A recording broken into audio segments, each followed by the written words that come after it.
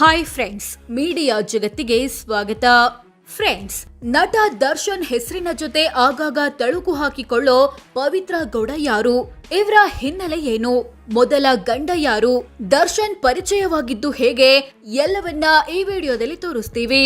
Interesting ಆಗಿರೋ ಈ ವಿಡಿಯೋವನ್ನ ಕೊನೆವರೆಗೂ ನೋಡಿ. ಅದಕ್ಕೂ ಮುನ್ನ ನೀವಿನ್ನು ನಮ್ಮ ಚಾನೆಲ್ಗೆ ಸಬ್ಸ್ಕ್ರೈಬ್ ಆಗಿಲ್ಲ ಅಂದ್ರೆ ಈಗ್ಲೇ ಸಬ್ಸ್ಕ್ರೈಬ್ ಆಗಿ. ಯಾರು ಈ ಪವಿತ್ರ ಗೌಡ? ಫ್ರೆಂಡ್ಸ್, ಪವಿತ್ರ ಗೌಡ ಬೆಂಗಳೂರು ಮೂಲದ ನಟಿ ಕಮ್ ಫ್ಯಾಷನ್ ಡಿಸೈನರ್. ಇವರು 2013ರಲ್ಲಿ ರಿಲೀಸ್ ಆದ ಛತ್ರಿಗಳು ಸರ್ ಛತ್ರಿಗಳು ಮತ್ತು ಅಗಮ್ಯ ಸಿನಿಮಾಗಳ ಮೂಲಕ ಚಿತ್ರರಂಗಕ್ಕೆ ಎಂಟ್ರಿ ಕೊಟ್ರು. ನಂತರ ಸಾರಾ ಗೋವಿಂದೂರ ಪುತ್ರ ಅನೂಪ್ಗೆ ಸಾಗುವ ದಾರಿಯಲ್ಲಿ ಎಂಬ ಚಿತ್ರದಲ್ಲಿ ಜೋಡಿಯಾದ್ರು. ಈ ನಡುವೆ 2016ರಲ್ಲಿ ತಮಿಳು ಚಿತ್ರರಂಗದಿಂದ ಆಫರ್ ಬಂತು. ಅಲ್ಲಿಗೆ ಹೋಗಿ 54-3-2-1 ಸಿನಿಮಾದಲ್ಲಿ ನಟಿಸಿದ್ರು. ಬಳಿಕ ಸ್ಯಾಂಡಲ್ವುಡ್ಗೆ ವಾಪಸ್ ಬಂದು ಪ್ರೀತಿ ಕಿತಾಬು ಸಿನಿಮಾದಲ್ಲಿ ಸಪೋರ್ಟಿಂಗ್ ರೋಲ್ ನಿರ್ವಹಿಸಿದ್ರು. ಆಮೇಲೆ ಬತಾಸ್ ಎಂಬ ಚಿತ್ರ ಒಪ್ಪಿಕೊಂಡ್ರು, ಆದ್ರೆ ಅದು ರಿಲೀಸ್ ಆಗ್ಲಿಲ್ಲ. ಹೀಗೆ ಮಾಡಿದ್ದು ಬೆರಳೆಣಿಕೆಯಷ್ಟು ಸಿನಿಮಾಗಳಾದ್ರೂ ಯಾವುದು ಕೂಡ ಪವಿತ್ರ ಗೌಡಗೆ ಅಷ್ಟರ ಮಟ್ಟಿಗೆ ಹೆಸರು ತಂದು ಕೊಡ್ಲಿಲ್ಲ. ಇವರು ಹೆಚ್ಚು ಸದ್ದು ಮಾಡಿದ್ದು ಸುದ್ದಿಯಾಗಿದ್ದು ದರ್ಶನ್ ವಿಚಾರದಲ್ಲಿ. ದರ್ಶನ್ ಪರಿಚಯವಾಗಿದ್ದ ಹೇಗೆ? ಪವಿತ್ರ ಗೌಡ ಮತ್ತು ದರ್ಶನ್ ಇಬ್ರು ಚಿತ್ರರಂಗದವರು, ಹೀಗಾಗಿ ಪರಿಚಯವಾಗೋಕೆ ಬೇರೆ ವೇದಿಕೆ ಬೇಕಿರ್ಲಿಲ್ಲ. 2014-15ನೇ ಇಸವಿಯಲ್ಲಿ ಪರಸ್ಪರ ಹತ್ತಿರವಾದ್ರು. ಅಂದಿನಿಂದಲೇ ಇಬ್ಬರ ಸಂಬಂಧದ ಬಗ್ಗೆ ಗುಸುಗುಸು ಪಿಸುಪಿಸು ಹರಿದಾಡೋಕೆ ಶುರುವಾಯ್ತು.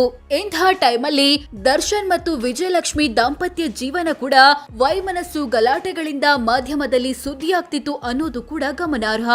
2017 ಪವಿತ್ರ ವಿರುದ್ಧ ಆಕ್ರೋಶ.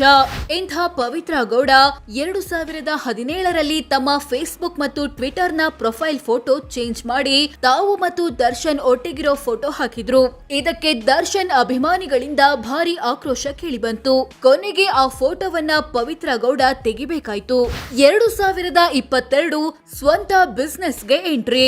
ಸಿನಿಮಾ ಇಂಡಸ್ಟ್ರಿಯಲ್ಲಿ ಯಶಸ್ಸು ಕಾಣದ Pavithra Gowda 2022ರಲ್ಲಿ red carpet studio ಎಂಬ ಫ್ಯಾಷನ್ ಡಿಸೈನ್ ಸ್ಟುಡಿಯೋ ಓಪನ್ ಮಾಡಿದ್ರು. ಬೆಂಗಳೂರಿನ ರಾಜರಾಜೇಶ್ವರಿ ನಗರದಲ್ಲಿ ಈ ಸ್ಟುಡಿಯೋ ಇದೆ.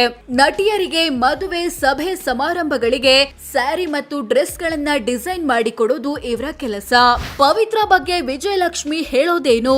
ಫ್ರೆಂಡ್ಸ್, ಪವಿತ್ರ ಗೌಡ ತಾವು ದರ್ಶನ್ ಜೊತೆಗಿರೋ ಫೋಟೋಗಳನ್ನ ಶೇರ್ ಮಾಡ್ಕೊಂಡ್ರೆ ಅಥವಾ ಸೋಷಿಯಲ್ ಮೀಡಿಯಾದಲ್ಲಿ ಇಬ್ಬರ ಕುರಿತು ಏನಾದ್ರೂ ಬರೆದುಕೊಂಡ್ರೆ ಅಥವಾ ಇವರಿಬ್ಬರು ಜೊತೆಗಿರೋ ಫೋಟೋಗಳನ್ನ ಬೇರೆಯವರು ಹಾಕಿದ್ರು ವಿಜಯಲಕ್ಷ್ಮಿ ಸಿಟ್ಟಿಗೆದ್ದ ಹಲವು ಪ್ರಸಂಗಗಳು ನಡೆದಿವೆ.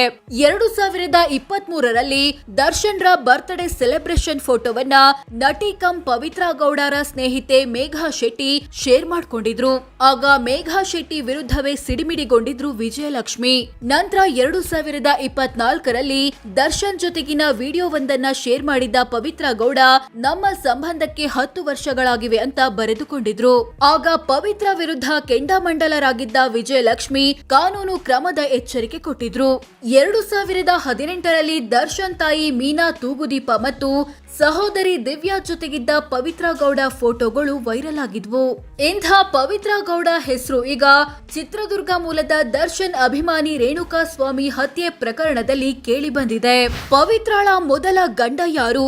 ಡಿವೋರ್ಸ್ ಕೊಟ್ಟಿದ್ಯಾಕೆ ಗೊತ್ತಾ?